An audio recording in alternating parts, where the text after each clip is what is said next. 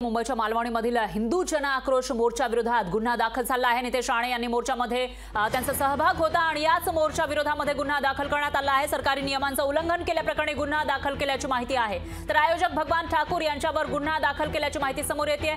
2 दिवसांपूर्वी मुंबईच्या मालवणीमध्ये हिंदू जन आक्रोश मोर्चाचं आयोजन करण्यात आलं होतं आणि या ठिकाणी नितेश राणे यांच्या नेतृत्वाखाली मोठ्या संख्येने लोक सहभागी झाल्याचं पाहायला मिळालं होतं। नितेश राणे सुद्धा स्वतः या मोर्चामध्ये सहभागी होते आणि याच मोर्चा विरोधात गुन्हा दाखल करण्यात आला आहे। तर सरकारी नियमांचं उल्लंघन केल्याप्रकरणी गुन्हा दाखल केल्याची माहिती समोर येते। आयोजक भगवान ठाकूर यांच्यावर गुन्हा दाखल केल्याची माहिती समोर आलेली आहे आणि त्याचबरोबर या ठिकाणी भडकाऊ भाषण केल्याचा आरोप सुद्धा करण्यात आला होता आणि त्याविषयी नितेश राणे यांच्या विरोधामध्ये गुन्हा दाखल करा अशी मागणी MIM कडून करण्यात आली होती। तर आता या ठिकाणी गुन्हा दाखल केल्याची माहिती समोर येते। मालवणी पोलीस ठाणे हद्दीमध्ये देसाई उद्यान मार्वे रोड मालवणी इथं 3 तारखेला हिंदू सकल समाजानं आयोजित केलेल्या जन आक्रोश मोर्चानंतर भाजप आमदार नितेश राणे यांनी मोर्चामध्ये लोकांना संबोधित केलेल्या भाषणामध्ये मुस्लिम समाजाबाबत आक्षेपार्ह भाषण केलं आणि त्या संदर्भात त्यांच्यावर गुन्हा नोंद करा अशाचं पत्र MIM पार्टीचे इरफान खलीफा यांनी पाठवलेलं होतं पोलिसांना।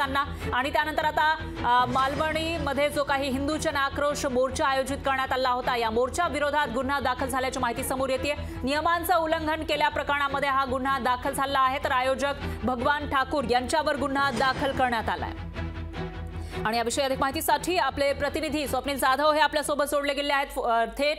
स्वप्नील, काय सांगाल? 2 दिवसांपूर्वी नितेश राणे यांनी हिंदू जन मोर्चा या ठिकाणी घेतलेला होता, पण या मोर्चा विरोधात गुन्हा दाखल केल्याची माहिती समोर येते। तर दुसरीकडे MIM कडून नितेश राणे यांच्याच विरोधात गुन्हा दाखल करा अशी मागणी केली जाते।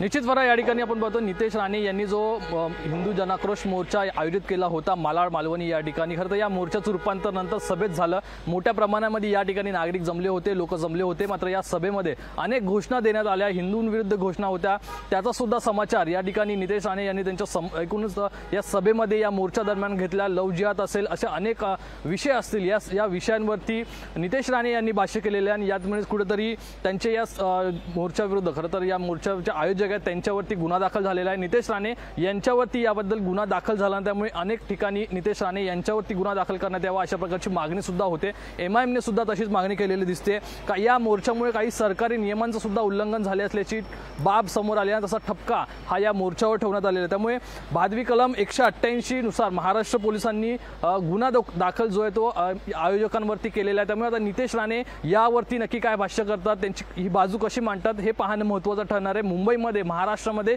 विशेषतः लव जिहाद असेल या विषयावरून नितेश राणे नेहमी आक्रमक भूमिका मांडत असतात, भाजपकडून सुद्धा आक्रमक भूमिका घेण्यात येते। त्याचप्रमाणे लव जिहादचा विषय असेल या सभेमध्ये सुद्धा घेण्यात आला होता। तसेच सरकारकडून गेल्या सरकार असेल किंवा आधीच्या सरकारकडून सुद्धा काही सवलती या रमजान असेल या ठिकाणी थोडंसं थांबवते कारण लोकशाही मराठी ऐका, पहा, जागरूक रहा।